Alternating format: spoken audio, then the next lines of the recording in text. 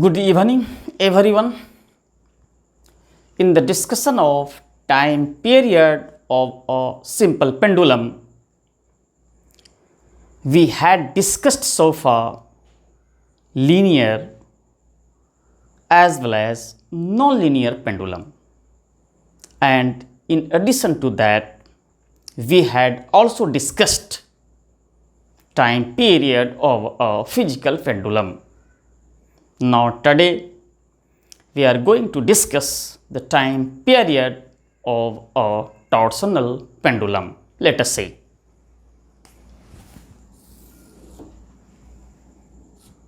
the time period of a torsional pendulum.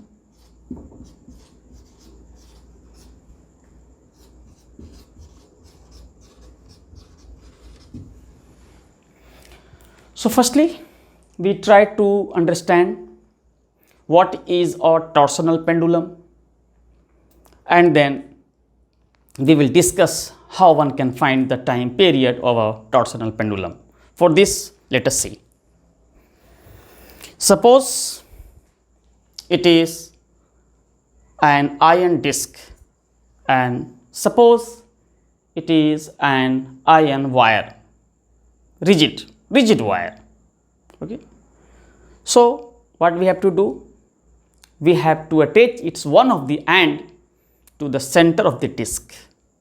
Okay, and the other end we have to attach to the ceiling firmly.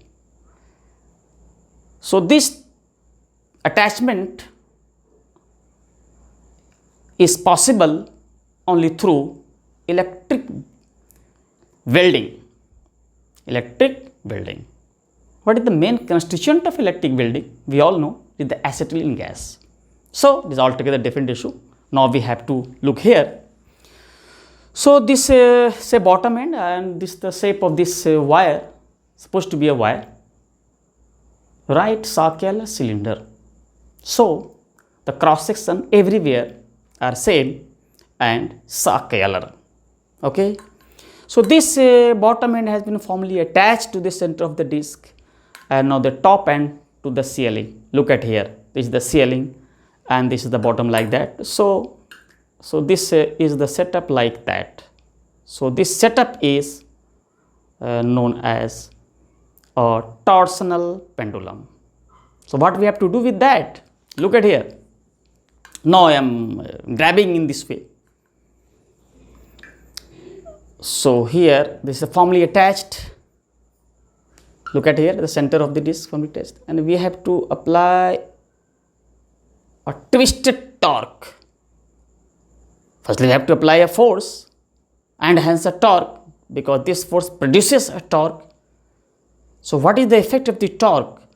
The disc top surface get twisted, and in addition to that, bottom surface of the wire also gets twisted.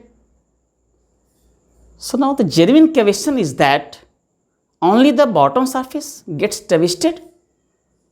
Answer is no. Every one of the cross section of this right circular cylindrical wire gets twisted, but in question, amount of twist gradually decreases from bottom to the ceiling or bottom to the top surfaces. Okay, every one of these surfaces gets twisted, but the amount of twist decreases up to the ceiling, from which the top surface gets attached. Practically at the top surface we assume zero twist. So we will discuss this thing detail after finding the formula of the torsional pendulum. Look at in which way we are able to find the formula. Now we have to draw its diagram. So here is the ceiling, here is a wire, and just we are going to make a disc in this way, in this fashion here, because the torsional pendulum is what is called 3D picture, and just we try to depict on two-dimensional board.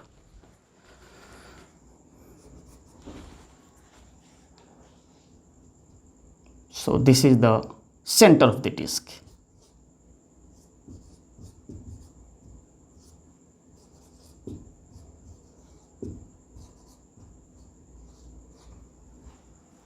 Okay, so we grab this disc like that and try to twist it and gets twisted. So what is happening here? Again you have to see here, look at here. So this is the visibility, yes, it is visible. So disc has been rotated along with the bottom surface, we consider here precisely, also get twisted by the same amount as the disc has been twisted. So but we have to apply the torque by which the top surface of the disc, or you may call it disc, or bottom surface of this wire get twisted. So the process is infinitely slowly, such that the torque by the external agency, here my hand is the external agency, at every moment is equal to the internal torque by the bottom surface of the wire. Usually in the many text we may encounter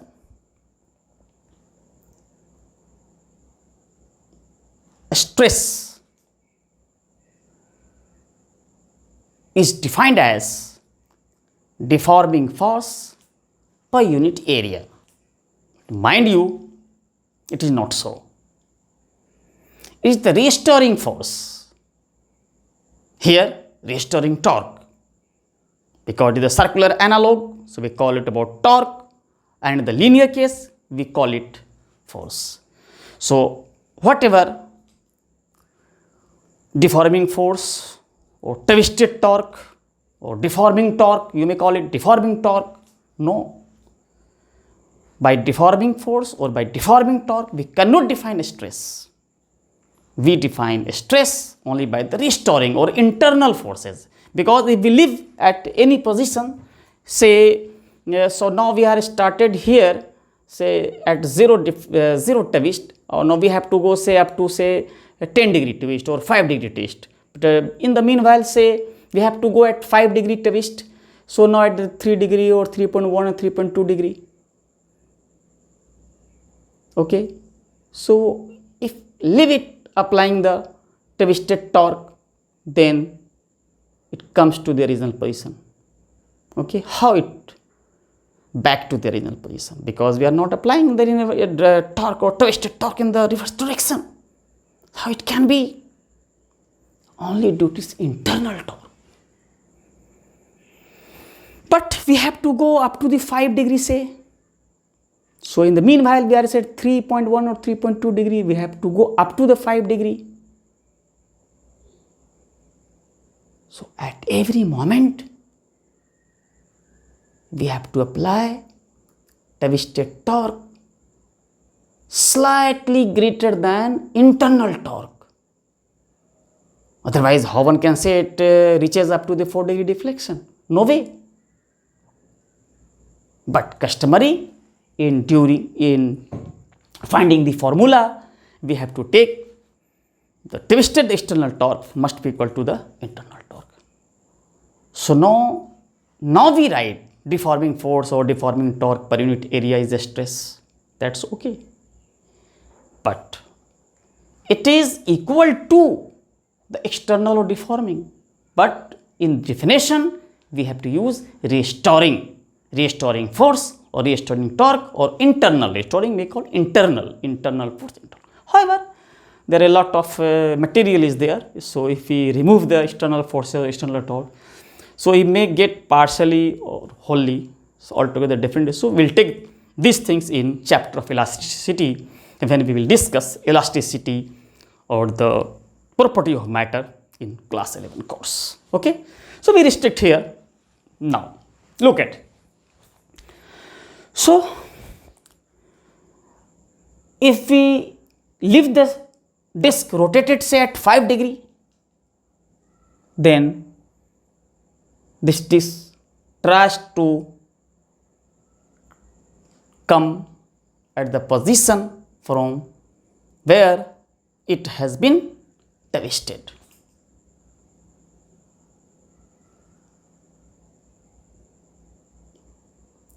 Now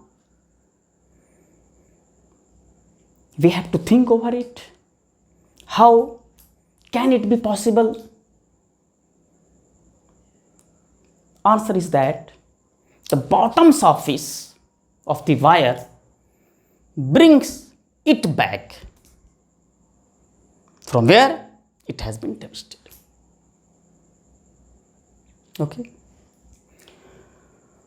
So this internal torque is proportional to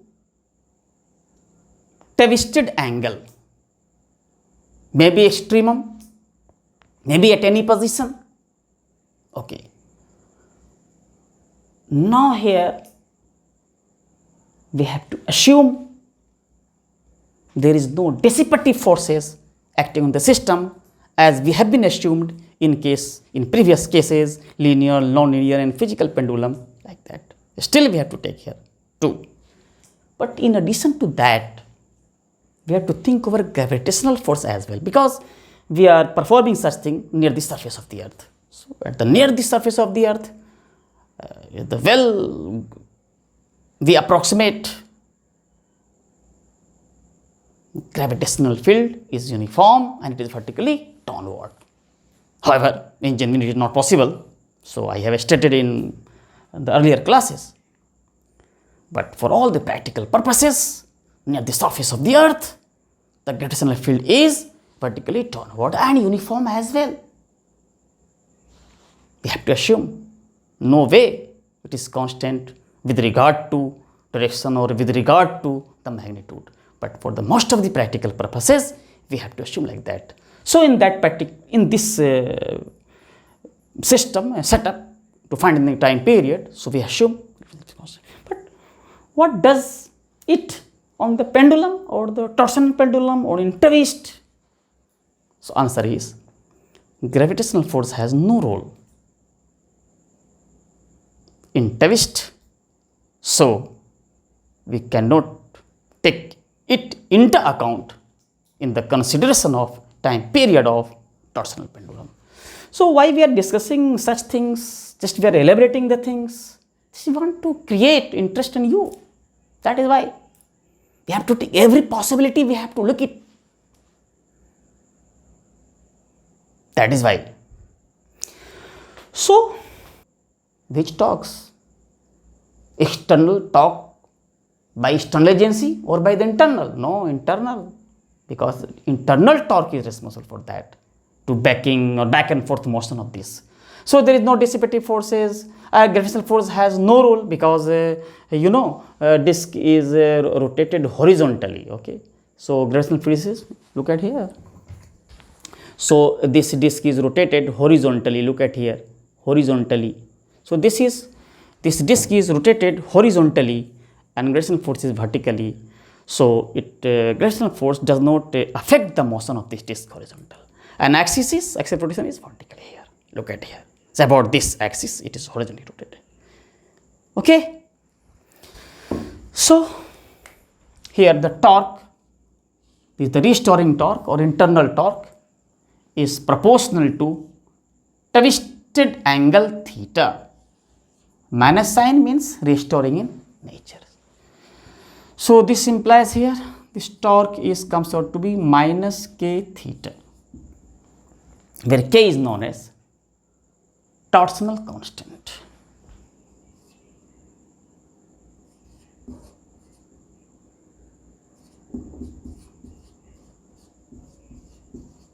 Torsional constant.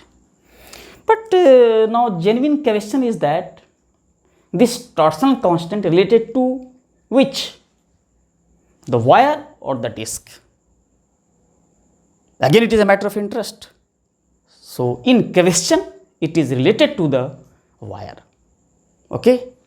So wire tries to bring back the disc. We think of the twist of the bottom cross section, however, all the cross section we will see later on. That is why.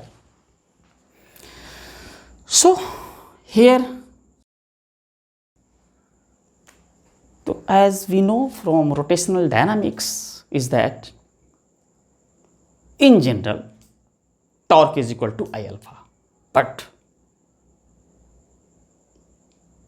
we do not make a general statement torque is equal to I alpha. There is a lot of exception in which torque is equal to I alpha is not valid, but in majority of cases it does. So here torque is equal to I alpha is applicable here. So torque of what? Torque, what does this torque do? It tries to bring back the disc at its original position. However, it oscillates like that. So torque is related to the disc, not related to the wire. Very thin wire, in fact. Okay. So this is I disc, alpha disc, but this subscript is used for disc. So this is equal to minus k theta. Now, what is alpha? Now we are just dropping the subscript d. So now it is very clear that alpha and moment of inertia are related to the disc, not to the wire. So here is alpha is equal to minus k over I into theta. So this torsional constant is related to the wire, related to the wire. So now as usual from SHM, so we have studied two types of SHM, linear and angular. So this is the angular one. So this quantity is a square of angular frequency. So this implies omega square is equal to k over I. So this implies omega is equal to plus minus square root of k over I. So omega, angular frequency, is a positive number. So leave the negative root and then we have to take the positive square root. So this is equal to square root of k over I. And now we are very familiar with the time period. So this time period is twice pi over angular frequency. So it comes out to be twice pi square root of I over k. So in this way we are found time period of the torsional pendulum. So look at here, there are three variable: time period, moment of inertia, and the torsional constant of the wire. So any two are given, then third one may be calculated or may be find from this relation. Okay. Sometimes moment of inertia of the disc, you know, the axis is passing through the center of the disc and as well perpendicular to the face of the disc or the plane of the disc. So we all know the moment of inertia of the disc about this axis. However, the wire is very thin. So this wire is supposed to be an axis of rotation. It comes out to be mr square by 2. So if I is taken as mr square by 2, where r is the radius of the disc, So now the time period becomes here 2 pi square root of here mr square over twice k. So now in this form it has the 4 unknown: time period t, mass of the disk, radius of the disk, and k the torsional constant of the wire. So if any 3 is given, then fourth one may be calculated from this relation. So up to this stage we have to formulate a problem. Later on we will take a very nice problem, but at what we have derived the result, we arrived on the result, you may encounter any standard textbook. But I just want to create enthusiasm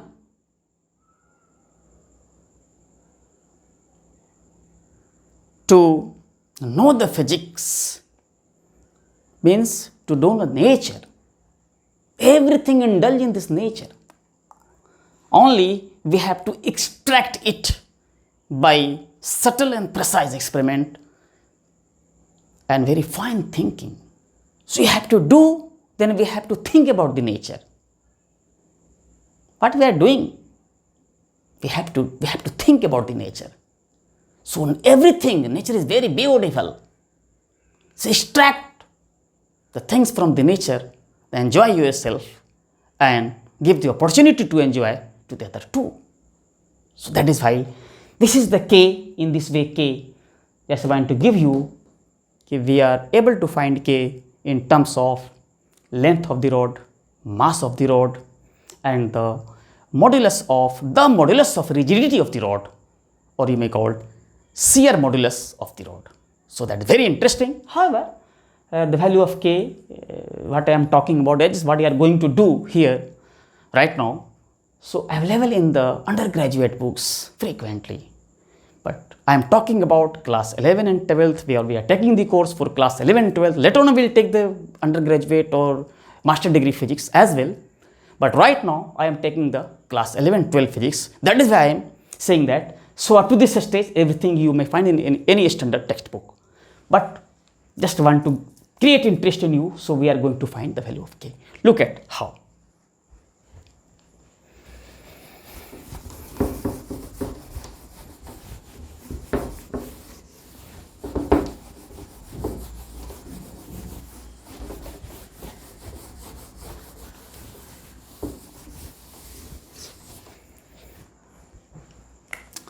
So what we have? We have here a torsional pendulum,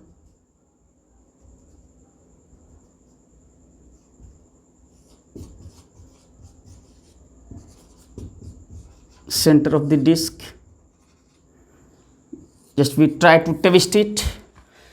Now we want to find the value of torsional constant of this wire in terms of mass of the rod, length of the rod, and shear modulus, here denoted by small n. In terms of that, we want to find the value of the torsional constant of the wire. So how is it possible? So it is possible quite easily. How? To take this wire, only wire. However, when the wire is under such a twist, when we think about, so only we have to take the wire out, but in magnified view. Okay. So 10 times of the given radius, or 20 times, as you may feel comfortable. So same wire we are drawing outside that in a magnified view. Look at here.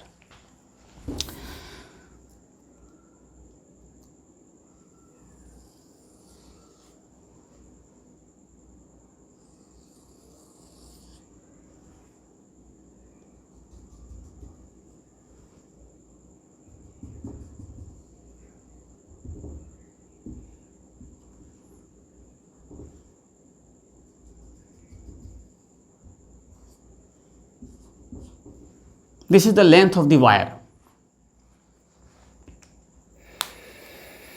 Mind you, this cross section is very small cross section is looking here, but in a magnified view here. So this cross section attached to the ceiling, say suppose this I have taken, this is the top and this attached to the disc. Look at here, in this way you are very easily looks here.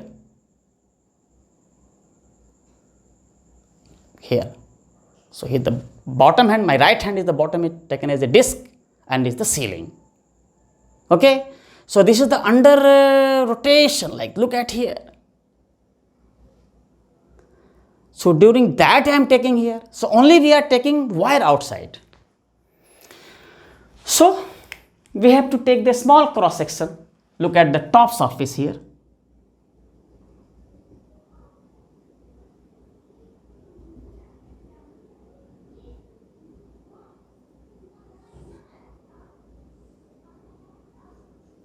A naught, B naught, C naught, D naught. Vertically below,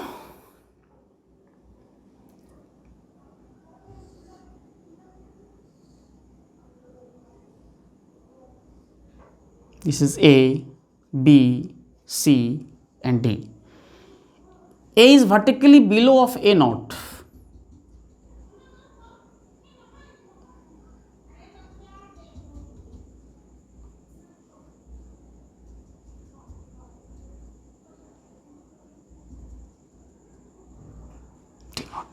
Okay.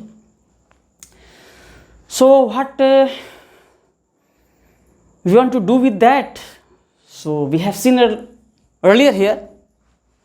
So here is the force by which it gets twisted. So how one can say force?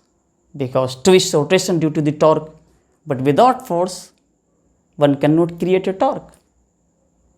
So okay, this force means this force and hence the torque.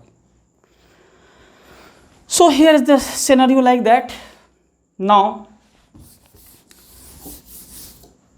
we have to take some input here. Just here we want to define shearing strain and shearing stress. So let us understand firstly shearing strain. What is shearing strain? To understand this, look at here. This is the book, look here. So this is the bottom surface, look here the bottom surface, this is the top surface. So the bottom surface is glued, means firmly attached to the some table or maybe any bench or like that. So my right hand taken as a bench or the table top. So it is the firmly attached to that. Now we have to apply the force, tangential force on that upper surface. Okay, that upper surface of the every one point of this upper surface. So look at here, my hand is not as much giant hand. So it is applied on the every one of the point of this, say on this cross section. So every one point of this cross section force is applied. So this is the firmly attached.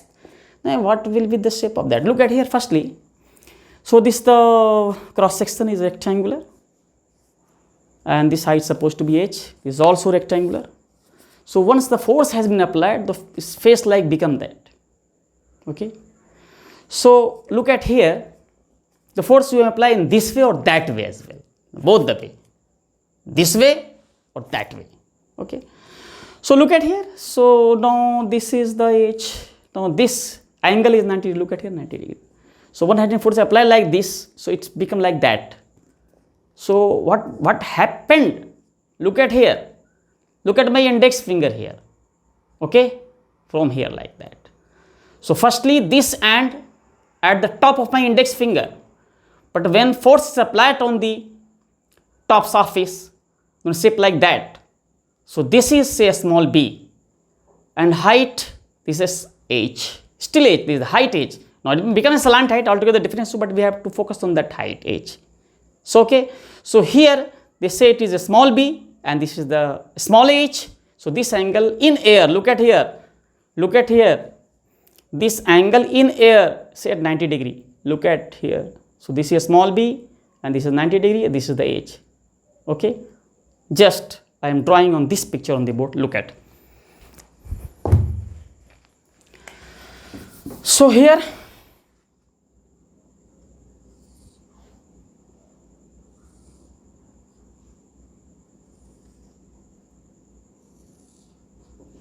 the bottom surface glued,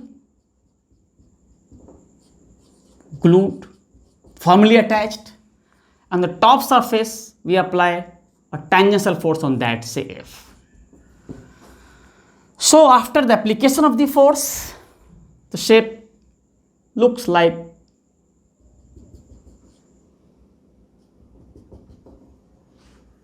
so. This I have shown in the figure by taking a book. So this is B, this is already H. So now this side, or say you may call this surface, gone there, has gone there. So this angle is theta and this is H. What about theta? So you know these are the metallic things. So how large the force you apply on the metallic surfaces? Manually I think it is not possible by some instrument. So slight upper surface goes away. This theta is very, very small. Theta is very, very small. But however, it is a right angle. So we may write here tan theta, here B over H. But theta is very, very small. So under approximation, we write it as a theta is equal to B over H. Then the theta here is known as shearing strain. This is called shearing strain. So in our figure, what is the shearing strain? So this is the situation at t equal to 0. So this situation belongs to t is equal to 0. After time delta t, the force and hence the torque has been applied on this by the disc. We applied on the disc apply on the bottom surface. Okay, so we may call by disc or we may call by the external agency. So this has gone there. Still this is A, B, C and D, but this, so it is like a sector, so gone there. So this is the twisted angle theta.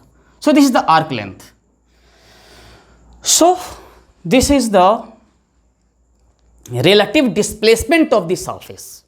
So here in case of relative, but it's called relative. So here is the bottom surface and this surface came.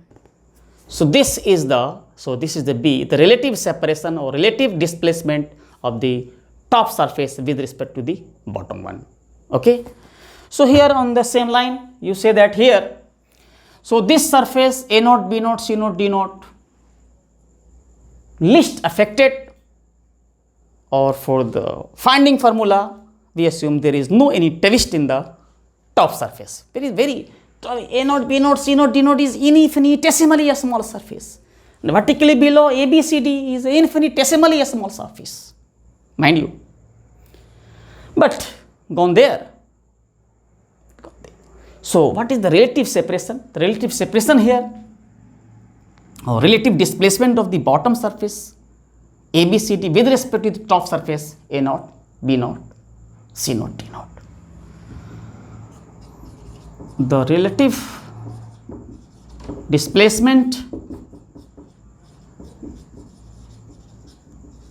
of the bottom surface A, B, C, D with respect to top surface A naught, B naught, C naught, D naught is equal to, say, from here, say out to B or out to A taken as x. So this is equal to x into theta. Now we want to define here shearing strain. So what is the relative separation between these two surfaces? Look at here again. They glued and the force like that here, so becomes here the separation D, but this is the bottom surface, this is the top surface. Still separation between these. Separation means perpendicular distance between these two surfaces. Now do not think like that here. Perpendicular distance. So perpendicular distance is still H. So here what is the perpendicular distance between these two surfaces? Top one A naught, B naught, C naught, D naught, and the bottom one is the A, B, C, D, is the separation is the L. So separation between these two surfaces, separation between these two surfaces is L. So now we are in a position to define what is called shearing strain. So here shearing strain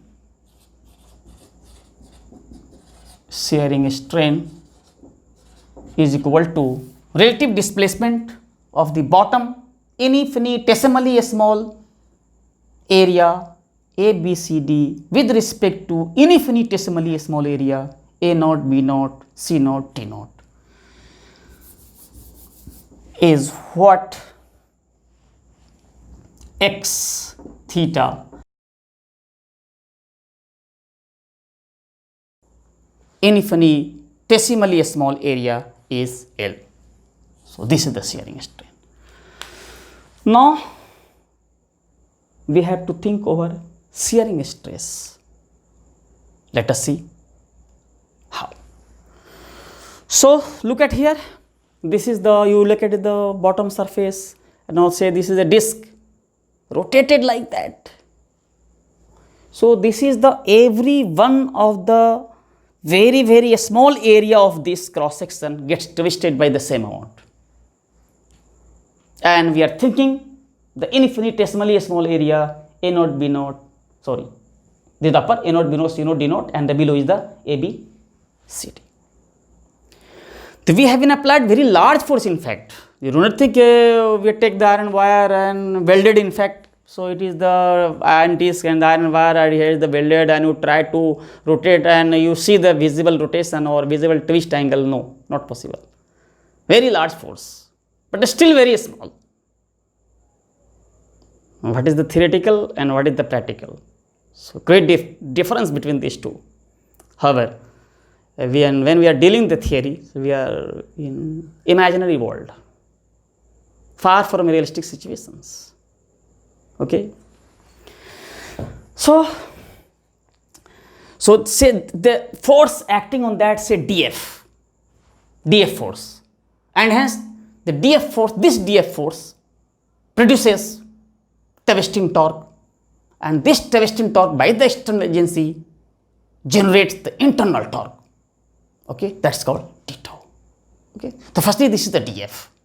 On which area? ABCD. So firstly we have to find this area ABCD.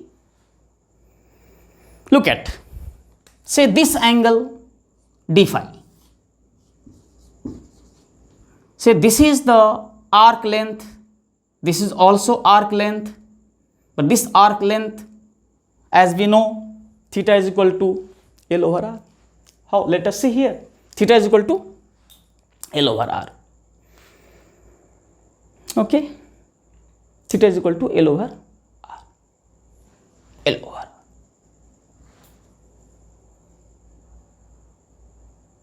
And here OB or OA is X. So what about OC and OD? So this is the BC here, and this is the AD. This is the X, and this is taken as dx. So up from out to C, X plus dx. So this is dx. This is dx.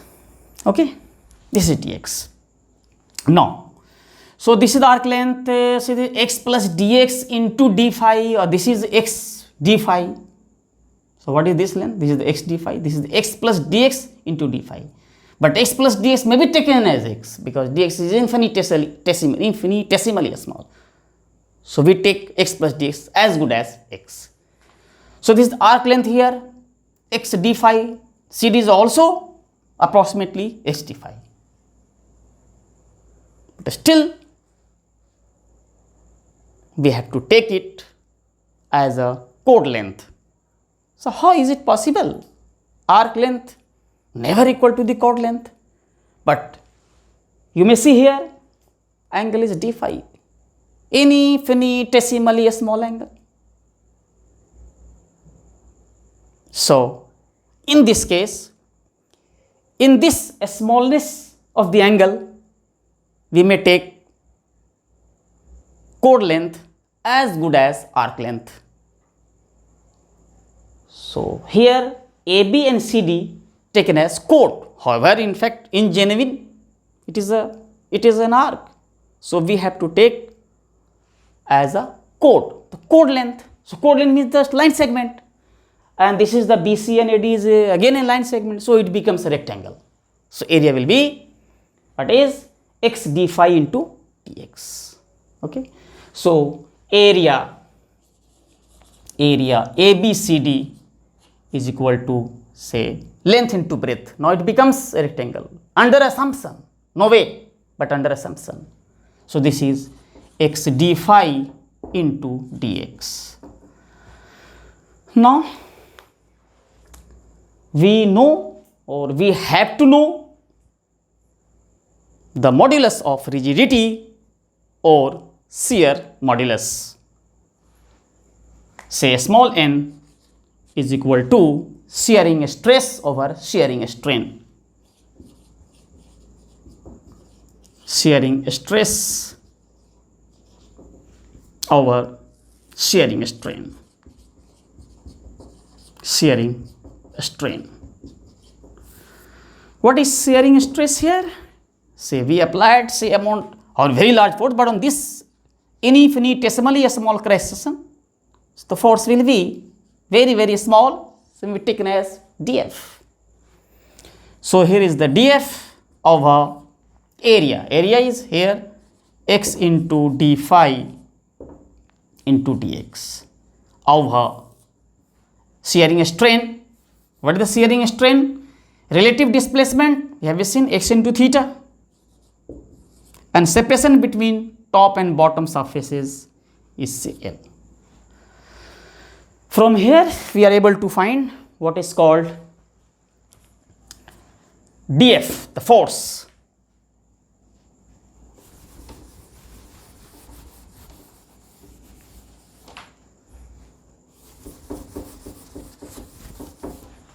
So we have to write here. So from here we find dF, that the infinitesimally small force F. However, is the amount of force. So from here, modulus of rigidity n into x into theta over L multiply x d phi into dx. X d phi into dx. Now twist is not due to the force but due to torque. So this dF force on a very small cross section, you may hear the point like area. So whole surface get twisted by the same amount. When we talk about one of the surface, then every infinitesimally small area of that particular cross section must be rotated by the same amount. However, this area and so on up to the all areas that will get twisted, but we are focusing on that bottom because this bottom attached directly to the disc, and this bottom area is responsible to the rotation of the disc, of which we are going to find the time period. So keep in mind.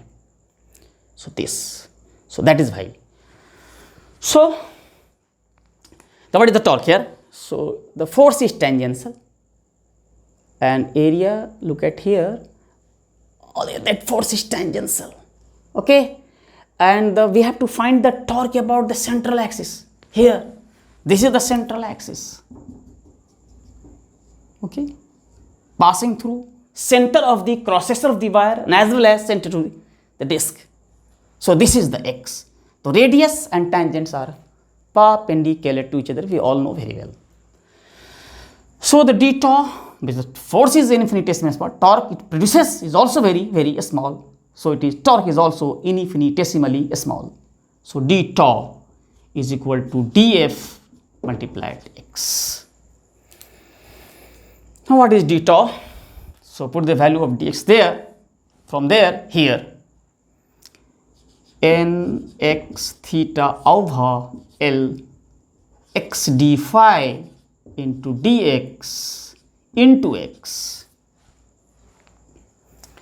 So here n theta over L, here x cube dx into d phi. Now, why in class 11 and 12 courses, the finding of k in terms of what we are going to find not included, because of the fact that here the double integration comes into play. So double, triple and so on integration, it is beyond the course of class 11 and 12. That is why, but it is quite easy and easily you are going to digest it. So that is why I have taken. From now here, so here the d tau, this is the constant n theta over L. We are assumed to be constant. So here x cube dx, x cube dx,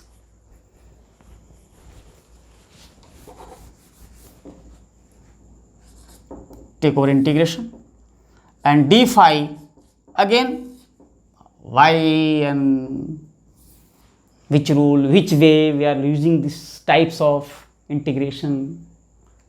So this is beyond the scope of your syllabus. So just it is like that of area of circle is pi r square. You haven't questioned how is it or how it comes into existence. So in this way you take like that. So here, so we have the, what is the, once we do not put the limit, so it is not an integration. However, in some text, indefinite or definite integration, but in my point of view, it is the anti-derivation and integration is integration. So when you put the limit, then this anti-derivation turns to integration. Here the 0 to say small r d phi. So we are rotating every one of that. Look at the every one of the infinitesimal area, we call it point area of this cross section, bottom cross section get twisted. So we have to integrate over all the surfaces or the bottom surfaces. So we have to take the angle phi from 0 to 2 pi. That's it. Now this d tau becomes tau, and now this is the n theta over L, and this is x 4 over 4 plus c1, upper limit and lower limit, gives you r4 over 4. Now here d phi gives you 5 plus c2 and upper limit 2 pi plus c2 minus 0 plus c2, c2 cancelled, so it is becomes 2 pi. So here you are capable to do that, r4 over 4, and this becomes twice pi. So now it becomes n theta over L. So it comes out to be r4 over 2. So you may write here n r4 pi n r4 over twice L into theta. But torque is restoring in nature, so we have to put the negative sign everywhere.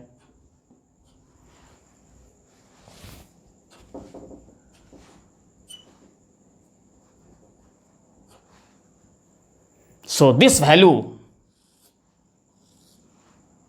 taken as K, the torsional constant. So here the torque, restoring torque, comes out to be minus K into theta. The where K is known as torsional constant, and it is like that here, where K is equal to pi n r4 over twice L. Look at it. Earlier I have guessed it may depends upon mass, but it doesn't depends upon mass. So it is depends on radius of the wire, length of the wire, and modulus of rigidity with the material characteristics depends on that. So pi is a constant, you all know. 2 is also a numeral constant. So this is the k. So how many unknown is there? K itself 1, 2, 3 and 4. So any 3 if given, then fourth one may be calculated quite easily from this relation. So however, very rarely, in fact, very nice problem may be constructed here, rarely may be asked in competitive examination, which is of the level of class 11 and 12. Okay, in graduation less frequently, because these things you may find very frequently in any textbook of the graduation. So okay, no matters at all. So just I have given you some glimpse about that, okay, how this K is. So it creates interest in you to go ahead. Okay. So now, as I promised, I have to take a problem on that to apply the formula, to get familiar with the formula and familiar with the torsional pendulum. So you have to take a problem.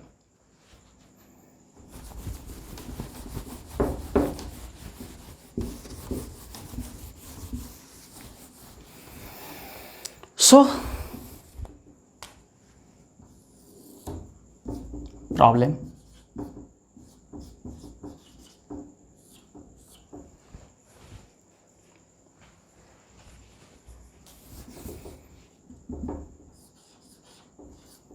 We have a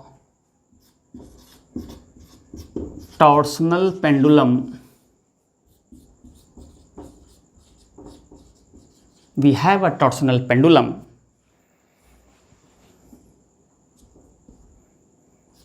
K and moment of inertia of disk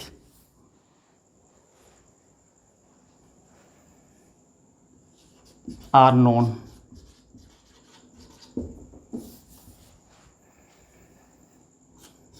The disk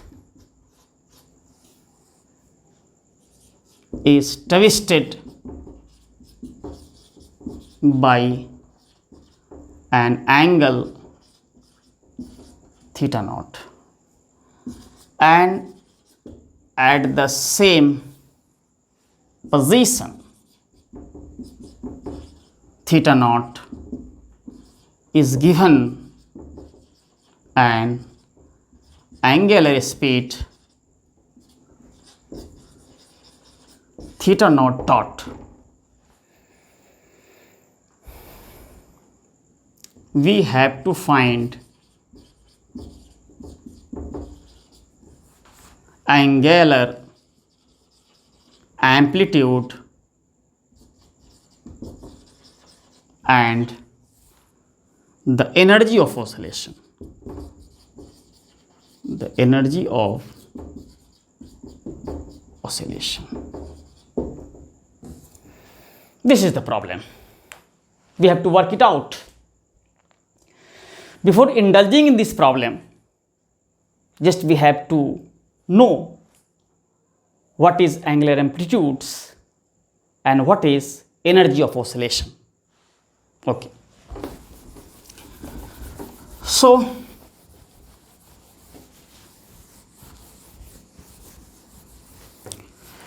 to understand this, we take a spring mass system.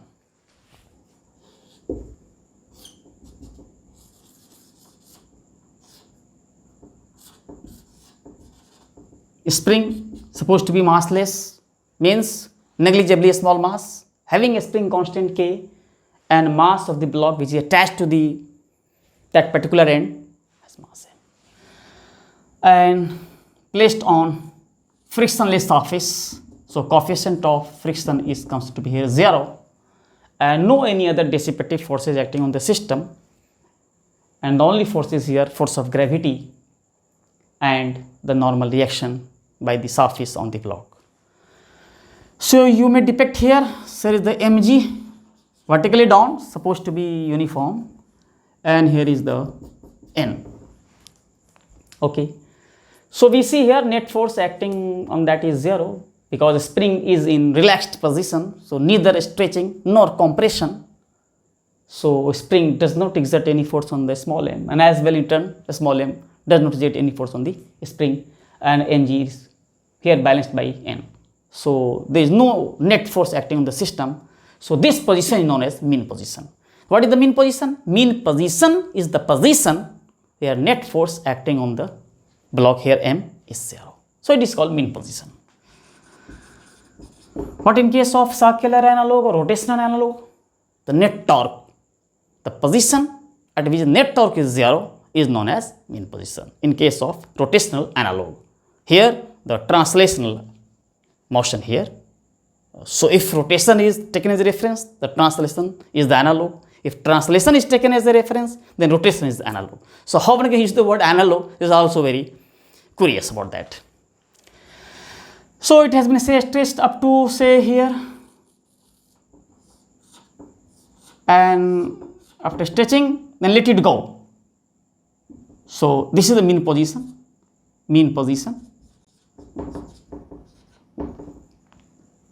So say this is x naught. Now if we let it go from this position and there is no deceptive force acting on the system, the spring is massless, so comes here minus x naught, and then to and fro motion starts and ends for 4, and it continues forever, ends at infinite time. Okay, so these are the things here. So here is the origin. Take the mean position as the origin here, and this is taken as a positive x-axis. So you may pick up this block of mass m anywhere in between minus x naught to plus x naught. So pick up here, say either it is going in this way or that way, maybe anything like that. Suppose we pick up here, so it is going like here in this way, right side going in that. What is fx? X component, so it is written as minus kx. So let us see here, k is a spring constant. Now genuine question is, what is a spring constant? So spring constant is magnitude of average force required either extends the spring or compress the spring by unit length. However, in the managed text you may find force per unit length required either to stretch or to compress. But in my point of view, magnitude of the average force. So you may think over it. If you find anything irrelevant, comment on that. Here f is minus kx. So here k is a positive number, and because block is still right of the origin, so x is what is called positive number. So it is the positive negative. Fx is negative. It means force is directed in that direction. However, body is going in the negative x direction, and force is also directed in the negative x direction. Okay. So if might have been picked up the body going in that way. Suppose here again this is the same expression, fx equal to minus kx, and we pick up the body is going in the positive x direction, has to go up to x naught. So now what will happen? X is positive, still k is positive, f is negative, but still going there, but it tends to come towards the position. It's so because it has to stop at somewhere x naught and comes back then. Look at me, just I am going here and just I am coming back. So definitely I have stopped somewhere else, then back. Okay, so that is why. So here fx, so we may write here x is minus k over m into x. Still here is something to know. So here speed is not relativistic speed and comparable to the speed of light. So here is the mass m. However, mass m is mass m. Whatever the speed, mass will not change. But the same m is not written. We have to do something else known as mathematical construct of the masses. However, when the speed is relativistic, so it is multiplied by 1 over under root 1 minus v square by c square. So we do not mean that mass has been changed. No, no, no, no, no. Mass is mass. Matter content in the body will never change, whatever the speed of the particle or the body. But if we use like m, if the speed is relativistic, then it causes a problem, as experienced by Albert Einstein. So he has been constructed or mathematically constructed a mass.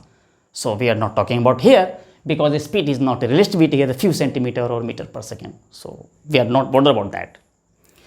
Here minus km by x, okay. Now we all know this is maybe written as d2x over dt square.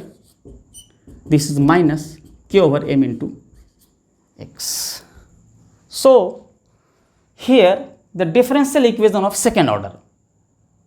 However, we may solve by our ideas, whatever we have got in class 11 and 12. So comfortably we do over d by dx, so like that very easily.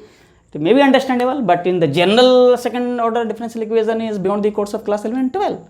So undergraduate course will take, but not here. So we may apply the undergraduate formula, or maybe by the class 11 12 way we are able to solve that. But I am not going to solve that, just I am going to write a result here. So from here we may get quite easily x equal to a sin omega t plus delta, where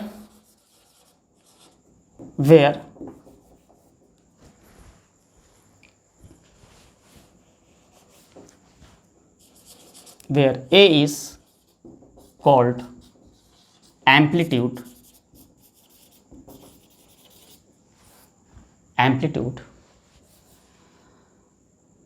and a is equal to square root of x naught square plus v naught square over omega square. X naught is the initial position, v naught is at initial position, what was the speed, omega is the angular frequency. So what is angular frequency? So from here square root of spring constant over n. So here a very interesting thing is that people may represent angular speed like omega and angular frequency still by omega. So that is why, to do not confuse with that, so we have written here angular speed is theta naught dot. But still it is very interesting to know, is there any difference between angular frequency and angular speed? Answer is yes. In somehow there is a difference between angular speed and what is called angular frequency. So in which way? Look at here. Firstly, I want to know what is angular frequency. The angular frequency is a very common things in case of any SHM, any oscillation, any periodic motion, might have been any AC system where oscillation is taking place. So how many number of times something happen in unit time, that the general concept of frequency, if these things in angle, so known as angular frequency. It means how many rotation, how many circular motion has been taking place in unit time. So in each circular rotation we rotated through planar angle 2 pi, so n then 2n pi. So however still there is a relation between the frequency and angular frequency. So angular frequency like that of frequency, only the matter of difference of angle. So it is the AC sources anywhere, so there is a frequency to and fro motion and there is a angular frequency. But what about angular speed? Look at here. So this is a circle, particle say starts from A going in that way, say radius is r. So particle somehow say here theta, say at the position B, theta anyway any fashion may changes. So after some time particle is here, so theta changes, then and only then possible that comes to C, in that way d and so on.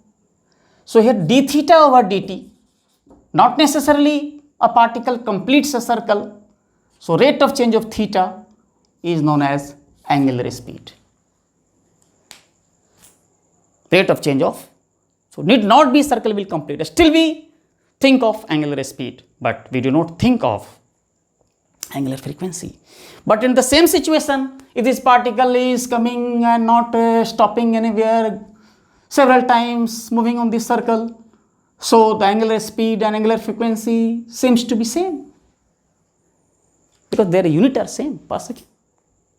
So that's the little bit difference between angular frequency and angular speed. So that is why these are the things. Now here, now the question is of energy, because we have to find the energy of oscillation. So we have to think now in terms of energy. Okay. So here is a very simple case, energy. So here is the mean position at which there is no stretching, no compression, and here is the maximum stretching. So what is the potential energy? So in this position, that is the mean position here. Here in this mean position, neither stretching nor compression. So we take the system potential is 0. What about gravitational potential energy?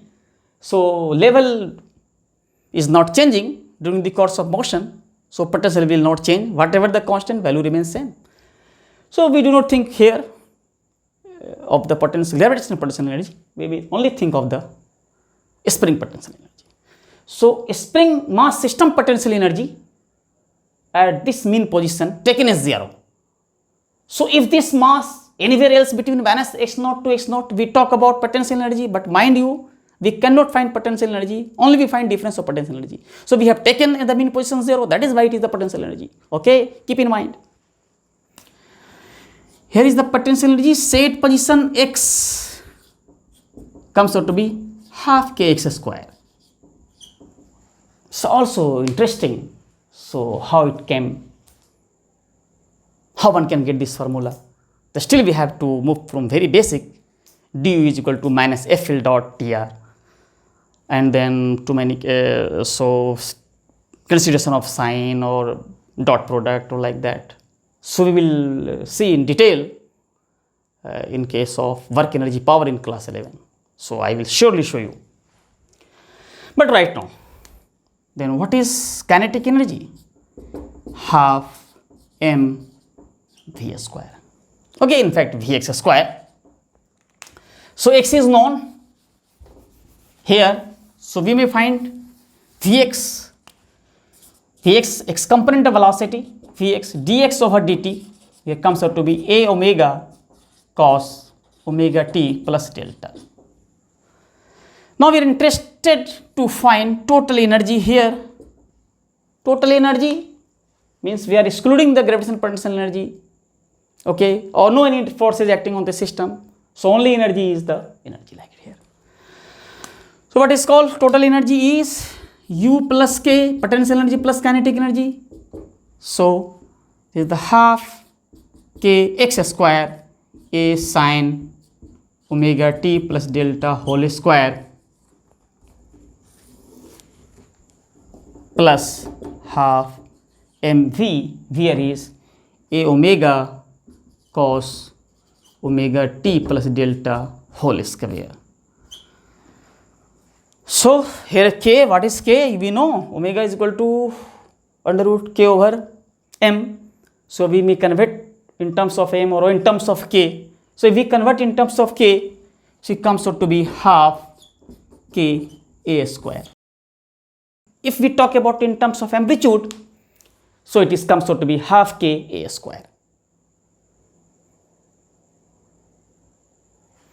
So here the total energy, half k a square.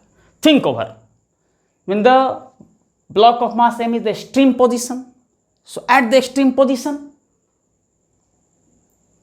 what do you think? At the extreme position, the speed ceases. That means speed becomes 0. So the total energy comes out to be the potential energy. Think about when it comes at the mean position. So spring again in the state of relaxed position. So there is no stretching, no compression, potential energy becomes 0, total energy comes to be kinetic energy. Okay. or in meanwhile, wherever, either left of mean position or right of the mean position. In fact, origin here, right of origin or left of origin, because here they are square, so no matters. Amplitude is there, already the square, so it may be negative then positive, but amplitude is already positive, so no matters, it is the half k square is positive number. So total energy is positive. But again here is a twist in the story. Look at here, in which way there is a twist. Look again the situation like that here. Spring constant K, mass same, again the same situation like here. So frictionless, mu is equal to 0, but this time it has got some charge, say plus q. The body has got plus q charge. We have seen in the electrostatic lecture, charge must have mass. In Newton's, mass have charge. The charge what you were knowing about that and what I have taught you about the charge. If you are looking first time this lecture, so gone through the what is called the some lectures has been given of the charge concept. So go through there and you will find what is charge. Okay, so I'm not going to indulge right now. So charge, what does it mean? Charge means electron or proton. Okay, so but there is some exception. Neutrino, antineutrino, any subatomic particles has got mass but no charge. That is why light doesn't deflect when it passes through electric and magnetic field. Okay, because it is photon. Photon is chargeless. But photon has not a rest mass, but it has got moving mass. There is a mass, but no charge. So like that of neutrino, antineutrino, any subatomic particles. So that is why here like the case. So now there is the uniform electric field. Look at here. So here is the positive charge. We all know force experienced by the positive charge in the direction of the field. So this block, no external agency pulling it, but this electric force pulling it right way. So it comes, say here, once it has been stretched a bit, spring tries to pull it back. So a spring force generated.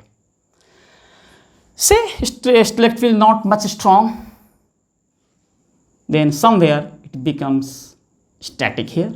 So at this position the force is QE and here the spring force, say this displacement is x naught, so this is the kx naught. Now again at this position net force is 0. We think about gravitational force mg here. Yes, mg normal reaction n, because there is no friction, so total reaction is normal reaction. There is slogan, no friction, total reaction, normal reaction.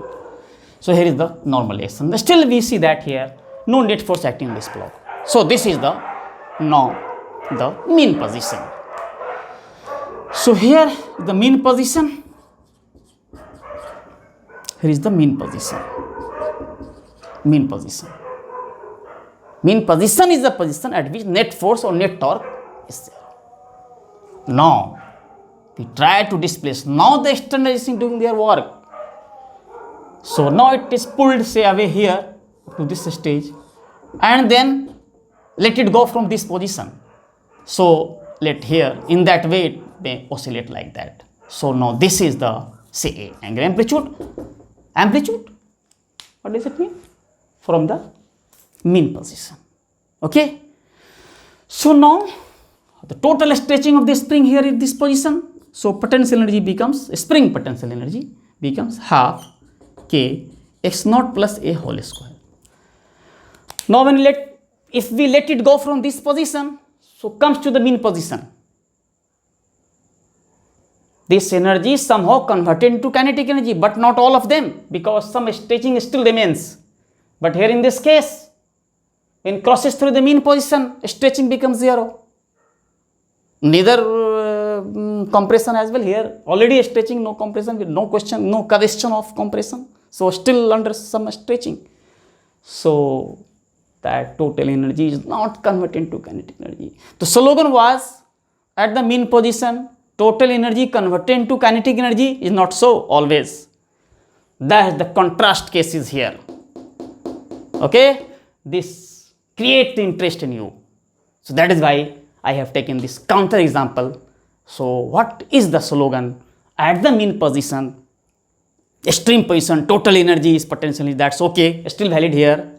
But in case of mean position, total energy is called kinetic, converted to kinetic energy. So it may or may not be. Okay. So now we in a comfortable zone to understand this problem quite easily. However, this type of problem I have taken in the physical pendulum like that of. So you are going to understand quite easily right now. So just I am going to solve this problem.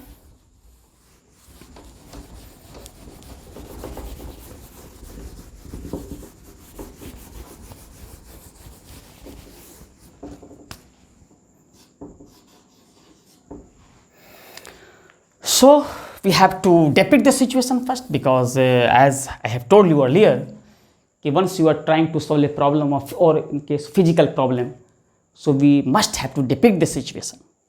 So that is why I am going to depict this situation here. So this is the solution. So we make like that here.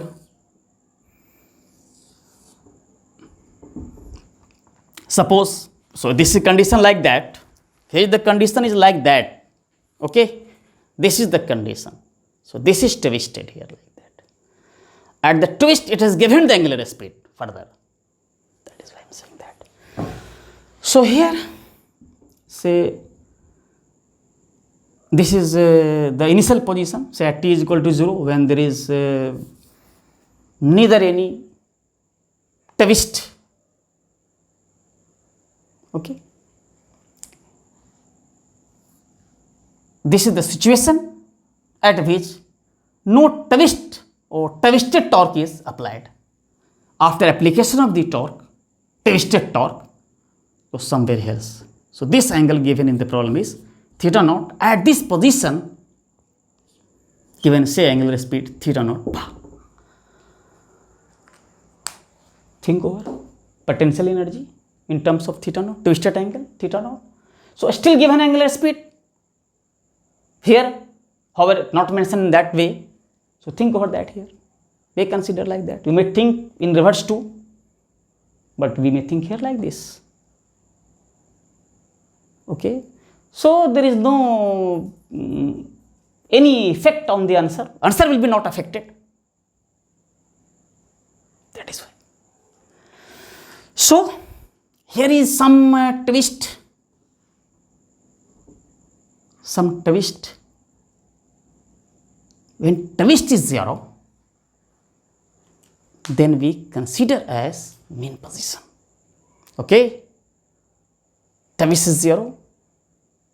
If twist is not 0, in case look at the linear cases, so spring is already stretched, mean position, there is already a stretching, then still it is a mean position in case of electric field like that here. So it is a twist and the further torque is already applied there, and some other means, maybe charge, maybe in such a way like that. We will see in the EMI, electromagnetic induction problem. Very interesting. So no such cases here. So this is the mean position. Okay. Further, due to this angular speed goes somewhere else. So this is the mean position. No any other torque or force enhanced torque is there. So that is why I am saying like that.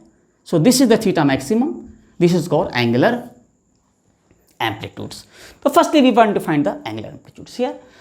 For this, that the rotational analog, as in case of translational, so we can say x is equal to a sin omega t. So we have to theta is equal to circular, we may call it rotational analog. So here look at here. So we know x is equal to a sin omega t plus delta. Okay. So here we write theta is equal to theta maximum. The theta naught, we do not use theta naught because it is initial is theta naught is given. So usually we write theta naught for angular amplitudes, but we write here theta maximum because theta naught is given the initial that theta naught, it is not the angular amplitudes. That is why. Theta maximum, here the translation, rotation analog. its rotational analog I am writing. So still we have to do some calculation to get the result, but we are using this translation analog here. Translation is given, this translation we have to write the rotational analog. Sin omega t plus delta. Use the initial condition, say t is equal to 0, theta is equal to theta naught. So theta naught is equal to theta maximum sin omega into 0 plus delta. This implies sin delta is equal to theta naught over theta m taken as 1. Now we differentiate it. So this becomes d theta over dt is equal to theta maximum omega cos omega t plus delta. Now again we use initial condition at t is equal to 0, d theta over dt is given theta naught dot. Use this one. So this is theta naught bar is equal to theta maximum into omega. Here is the cos omega into 0 plus delta. So this will give you cos delta is equal to theta naught dot over theta maximum omega. So this is 2. Now squaring and adding 1 and 2. Now squaring and adding 1 and 2, comma, we get what we get?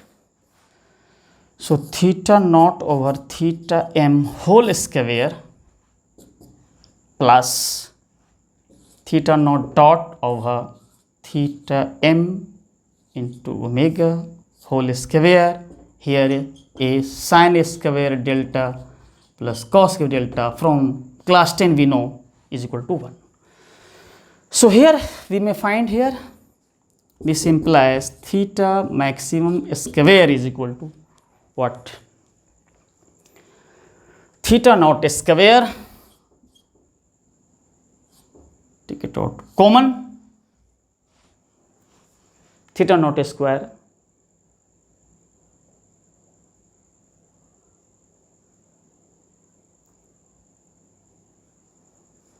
if you do not take the common, so like here theta naught square plus theta naught dot square over omega square. Now theta maximum is equal to plus minus square root of theta naught square plus theta naught square over omega square. So theta maximum is amplitude. Amplitude will never be negative, so take the positive square root. So this implies theta maximum is equal to square root of theta naught square plus theta naught dot square over omega square. Now we are going to find what is called energy of oscillation. So again energy of oscillation at the theta maximum, so initial position to that there, so theta maximum, so half k theta maximum square is the energy of oscillation. Okay, so now energy of oscillation, this is equal to what? Half k theta maximum square. So this is the half k theta maximum square is there here. To use here theta naught square plus theta naught dot, this is the angular speed, mind you, omega square. Okay, and this is the second one. So now the problem has been solved. Now one thing is here omega, because theta naught is given, k is given. Okay, so we have to find here k, torsional constant, already given. So in this way we have to find omega. Omega, today in this class I have find out omega of a torsional pendulum. It is also a torsional pendulum. So we all know omega.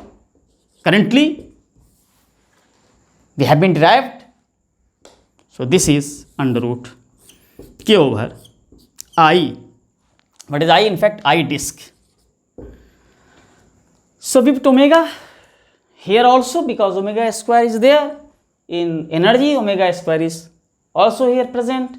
So put omega is equal to under root K over ID, because we have to write the answer in the known parameter what is given the problem. So I myself discussed whatever the types of pendulum we have in your syllabus.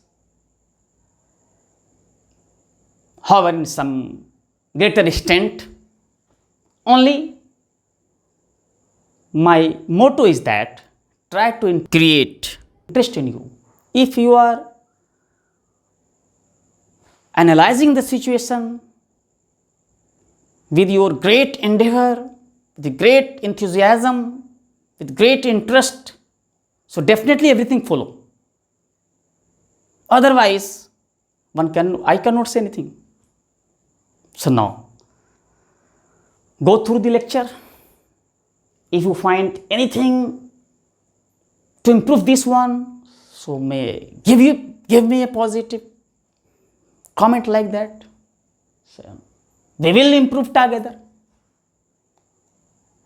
Okay. So we have to study collaboratively.